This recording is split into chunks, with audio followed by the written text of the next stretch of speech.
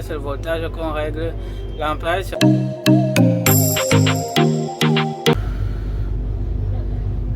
Bonsoir la famille, aujourd'hui on va voir le Short Killer.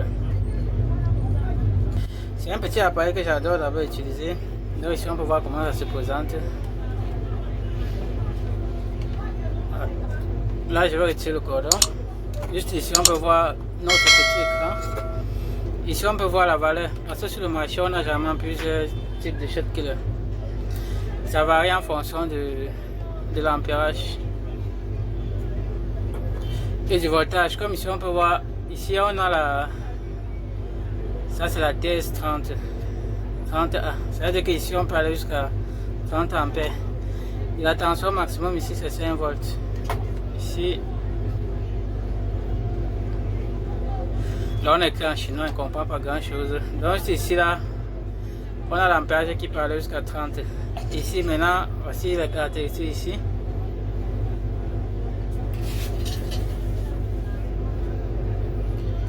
Là on peut voir c'est la TS 30 ampères.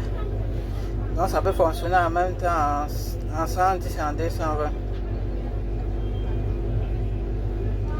Et sa tension ici, ça part jusqu'à 5,5 volts. Donc la tension qu'on peut injecter. Et derrière on a un fusible pour la protection. Ici on peut allumer et éteindre. Juste là on branche. Et ici on a son petit écran.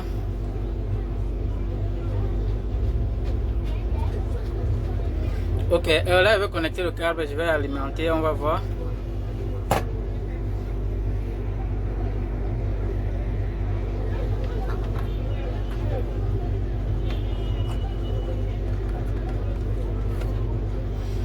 Ok, lorsqu'on branche, on peut allumer, on allume. Maintenant sur l'écran, on peut voir la valeur. En fait, ici sur l'écran, on affiche le voltage. C'est le voltage qu'on règle. L'amperage se règle automatiquement en fonction du voltage qu'on va choisir. Donc, ça peut descendre jusqu'à 0,3 volts. Et ça peut monter jusqu'à 5,5 volts. Pour régler le voltage, il faut juste maintenir dessus. Là ça monte. On peut voir le voltage max qui est à 5,6 volts. Et l'ampérage ça remonte en fonction du voltage. Ok. Là on va baisser jusqu'à 0,8 volts.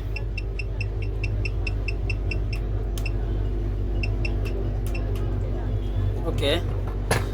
Le choc dans le téléphone ou sur les cartes, mais en général ça joue un rôle. On utilise pour un rôle, enlever le court-circuit.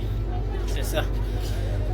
Enlever le court-circuit ou localiser la pièce qui chauffe ou qui a un court-circuit.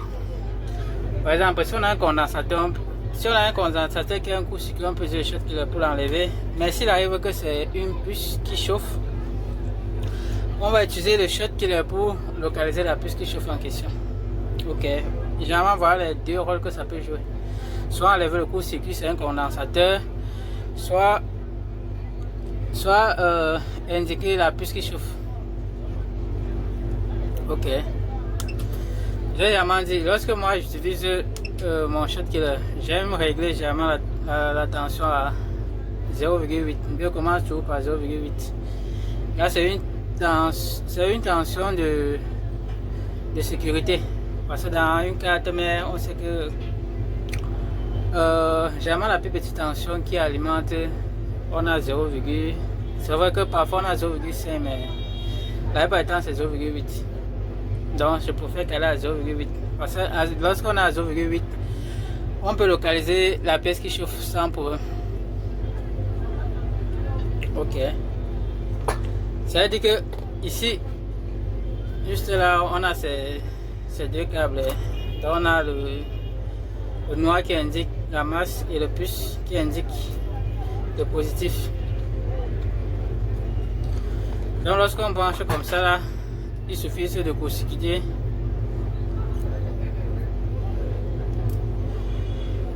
On a les deux bornes, il suffit de le brancher sur une. généralement lorsqu'on utilise, on met le noir à la masse comme ça. Ensuite on peut utiliser le... Ok, généralement lorsqu'on utilise, on met la masse, donc le câble noir qui est la masse qui passe sur la carte, mais on peut relier n'importe où, partout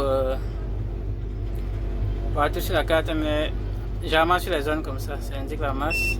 Partout où c'est brillant là c'est la masse. On met le noir, on met le câble noir là-bas. Maintenant le rouge on va injecter, on va utiliser pour injecter la tension en fonction de où on a le problème. Si par exemple on a un court-circuit sur le circuit principal ou sur le circuit secondaire, donc généralement ça va dépendre.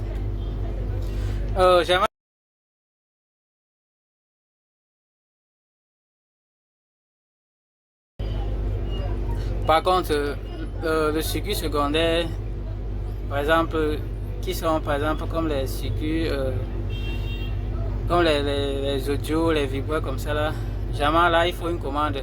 Avant que ça prenne, il faut une commande. Et généralement ça ne prend pas directement sa source de la batterie. Ça peut avoir... Là avec un circuit secondaire, le circuit secondaire peut avoir un problème de court-circuit, mais le téléphone continue à fonctionner. Par exemple, si on a un court-circuit sur le circuit principal, dans ce cas, le téléphone ne peut pas démarrer. Donc le téléphone va se comporter comme si c'était totalement mort. Ok. Maintenant, on va bien voir le réglage du Short Killer. J'ai dit que la tension recommandée, en fait, ce que moi je recommande, vous pouvez aller au-delà. Là, ça va dépendre de la zone. Mais la tension que je recommande généralement, c'est une tension de 0,9. Parce qu'avec 0,9, ça va vous permettre peut-être de localiser. Sauf si au cas où vous voulez vite brûler le condensateur, vous pouvez mettre déjà à aller jusqu'à 1,6 volts. Là, ça va brûler complètement la pièce qui a un problème.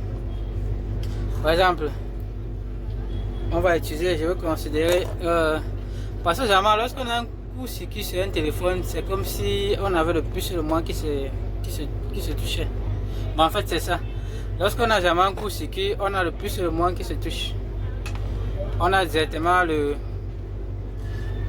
positif et le négatif qui se touchent. Ça fait que là, le téléphone ne peut pas démarrer. Lorsqu'on met la batterie va directement se décharger. C'est comme ça qu'un téléphone se comporte lorsque c'est en court-circuit. Donc on a le plus et le moins qui sont reliés. Et ça peut être causé, j'ai dit que ça peut être causé soit par un condensateur, soit par un circuit imprimé qui est en court-circuit. Donc on a le plus qui se relie, qui au lieu de circuler normalement dans un circuit, ça se relie directement à la terre. Ce qui fait que le téléphone ne peut ni démarrer ni charger. Ok, par exemple, si je touche les deux comme ça là, lorsque je touche comme ça et que ça bip, regardez, et que ça bip, ça veut dire qu'on a un court-circuit, les deux sont reliés. C'est comme si on avait deux fils qui se touchaient. Ok, dans ce cas, le Short Killer a pour but de soit de localiser la pièce qui cause le court-circuit, soit de l'enlever, soit de surchauffer la pièce. En fait, ça envoie un ampérage élevé dans la pièce qui chauffe. La tension de la pièce augmente, c'est ce qui permet de localiser la pièce. La pièce qui va causer le court-circuit, ça va envoyer un ampérage très élevé. En plus, la pièce va surchauffer jusqu'à ce que ça va brûler la puce. Ok. Maintenant, il y a une précaution à prendre lorsqu'on utilise le Short Killer. Lorsqu'on envoie une tension, par exemple, lorsqu'on envoie, si on envoie et qu'on ne trouve pas, par exemple, lorsqu'on envoie une tension, là, il va essayer d'envoyer une tension. Attendez, je vous montre l'écran. Lorsqu'on envoie, j'ai dit que lorsqu'on envoie une tension, si après, là, on va rester maintenir 2 à 3 minutes, hein. Le maximum c'est 3 minutes. Si après 3 minutes on ne localise pas la pièce qui chauffe, il faut retirer et refaire encore. Il faut retirer et refaire. Et ça ne donne par exemple pas, on va augmenter le voltage. Mais Vous pouvez tout commencer par une tension de protection de 0,8. Lorsque vous utilisez 0,8, si à 0,8 ça ne donne pas, vous pouvez augmenter. Déjà jusqu'à 1,6. 1,6 à 2. En fait, moi, je n'ai jamais utilisé jusqu'à 2 volts parce que lorsqu'on est à 2, l'ampérage que ça envoie est assez fort jusqu'à ça donne les étincelles. Ça donne les étincelles, regardez. Vous voyez comment ça devient un peu brut. On peut voir que l'ampérage en bas monte jusqu'à 8. Regardez. Ok, c'est vraiment comme ça qu'on utilise le Short Killer. Donc, on commence toujours par une tension faible. En plus, si vous ne trouvez pas, vous augmentez petit. Parce que, il a dit qu'il y a un risque lorsqu'on utilise le Short Killer. Si c'est que c'est sur une ligne qui va prendre une faible voltage et vous envoyez un voltage qui est très élevé, ça va endommager directement la puce. Et là, c'est un peu compliqué. Ou endommager le processeur. Là, vous allez tuer la carte mère. Dans la tension qu'on envoie, il faut être sur la tension qu'on envoie. Toujours commencer par une faible tension. Jamais, lorsque j'utilise ça, j'ai tout le chemin. À travers le chemin, lorsque je teste une ligne, je vois qu'une ligne en court-circuit. Maintenant, elle passe sur le chemin, je vois quelle tension la ligne là consomme. En fonction de la tension, je sais ce que je vais utiliser. Si c'est que j'envoie une tension et que je ne trouve tout pas la pièce qui a un problème, je peux parler au-delà. Si je ne trouve pas, ça veut dire que c'est un circuit imprimé BGA qui a un court-circuit. Genre, ça peut être le processeur, ça peut être le charge IC, ça peut être la NAND, ça peut être le circuit réseau. Ok, c'est comme ça. Donc, sur une ligne, sa tension maximum c'est 1,8. Avec le Short Killer, il ne faut pas dépasser 1,8. On va aller au maximum à 1,8. Ok, c'est comme ça. Par exemple, lorsque regardez comment le Short Killer se comporte lorsqu'on a un court-circuit, ça l'éteint. Hein. Si on a aussi par exemple un fil qui est très fin, ça va couper. Le court-circuit peut être dû à un fil ou à un condensateur. Bon, lorsque je relie la masse, maintenant je vais utiliser le Short Killer. Ici je relie mon Short Killer. On va commencer avec une faible tension. Comme j'ai dit, j'ai une faible tension de 0,8. On a notre fil éteint. Notre fil éteint, là c'est bien mince, ça peut bien couper, ça sans problème. Lorsqu'on a un court-circuit et qu'on essaie d'injecter, regardez, je vais mettre la tension. Vous avez vu comment ça va couper comme si c'était un fil. Regardez.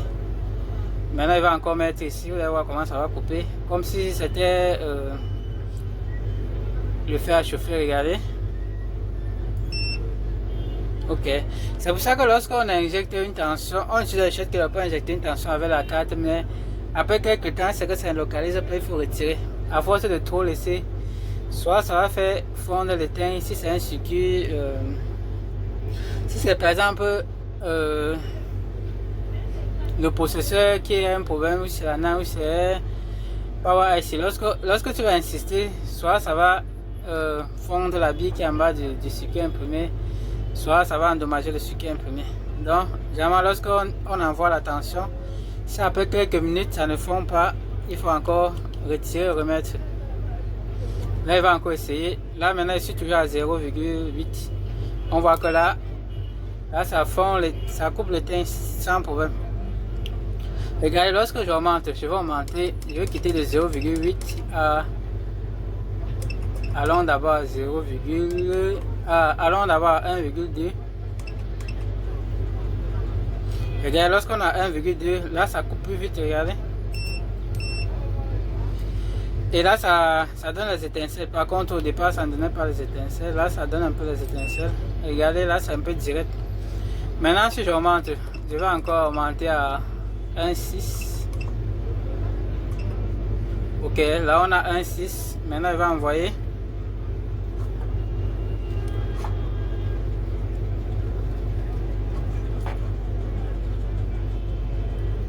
1,5, 1,6, là ça varie. Là il va envoyer, regardez, lorsque je suis à 1,6, j'envoie la tension, regardez. Là c'est direct, regardez.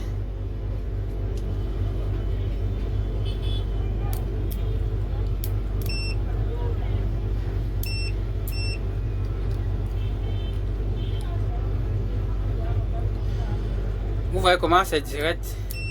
En fait c'est un peu comme ça que le short killer enlève le court-circuit lorsque on trouve un court-circuit. Ok, je vais augmenter à 3 volts.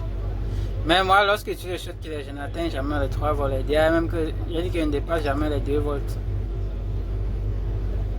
On va encore essayer.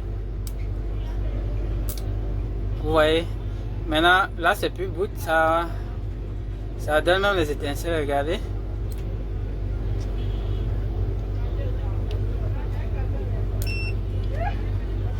Par contre, si on a un éteint qui est un peu plus gros, hein, là il veut diminuer, là il va encore baisser la tension. On va utiliser l'éteint qui est un peu plus gros. Regardez, là je suis toujours à 0,8. Lorsqu'on va essayer, regardez, on voit que là ça a du mal. Regardez, lorsqu'on envoie la tension, ça a du mal à couper. On voit comment l'ampérage essaie de varier, mais ça n'arrive pas. Là vous pouvez voir, dès que lorsqu'on maintient comme ça, après il faut retirer et remettre. Après 2 à 3 minutes, on retire, en plus on remet. Ici, et comme là ça n'enlève tout pas de court-circuit, là on va augmenter la tension. On va passer de 0,8 à 0,2. À 1,2 plutôt. Ok, maintenant on est à 1,2. On va encore envoyer. Je vais encore envoyer la tension, regardez. On va voir si ça va couper. J'ai dit sur la carte, mais on a les condensateurs. Lorsque c'est un condensateur qui est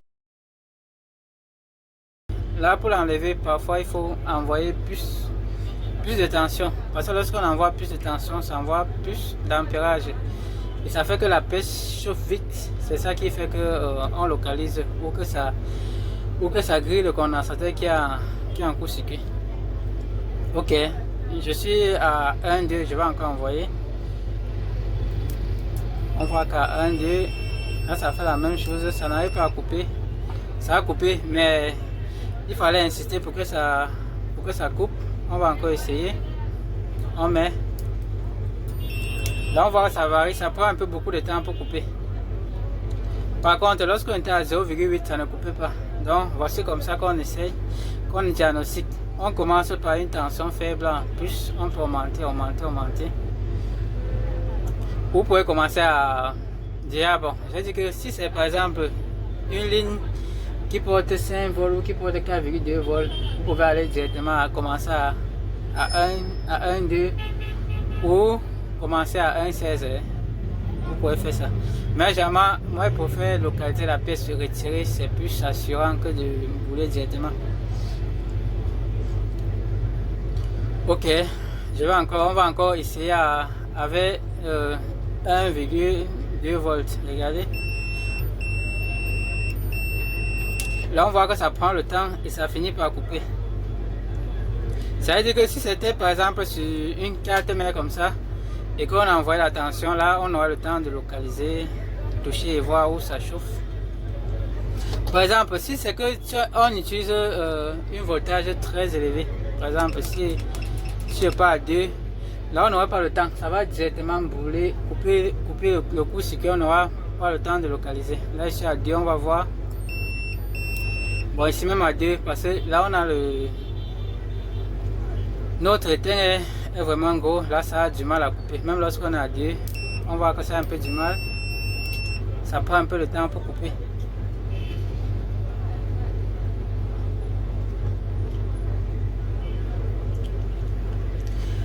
Là ça prend, même lorsqu'on est à 2, ça prend le temps pour couper.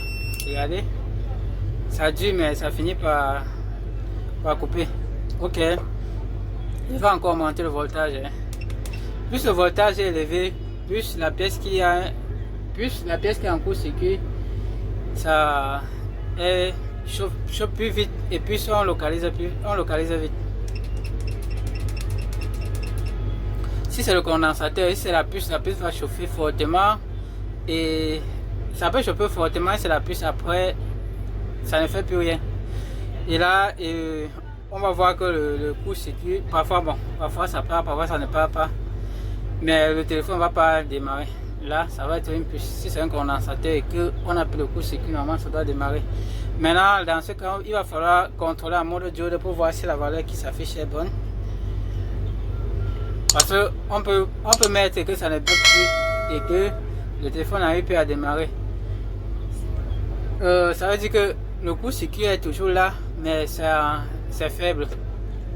Ok, je vais augmenter la tension. Là, je suis à 3,3, on va encore essayer. Là, on voit que ça coupe un peu plus vite. Malgré que notre éteint est gros, ça coupe un peu plus vite. Regardez. Là, c'est un peu plus vite que lorsqu'on était à 1,2. Ou que lorsqu'on était à 0,8, ça n'arrivait même pas à fondre l'éteint. Maintenant, il va aller au max. C'est 1,5. Si je mets 5,6, c'est que j'envoie.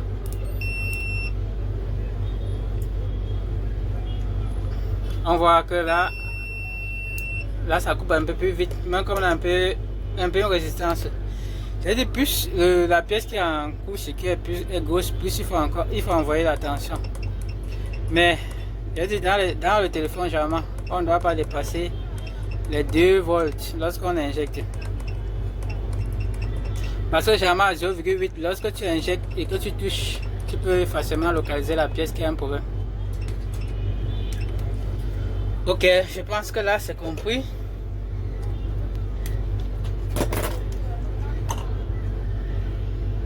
J'aime pas vous faire la vidéo trop long, donc j'ai regroupé ça en 2 parties. Donc je vais publier la première, ensuite je vais publier la deuxième vidéo. Donc restez abonnés.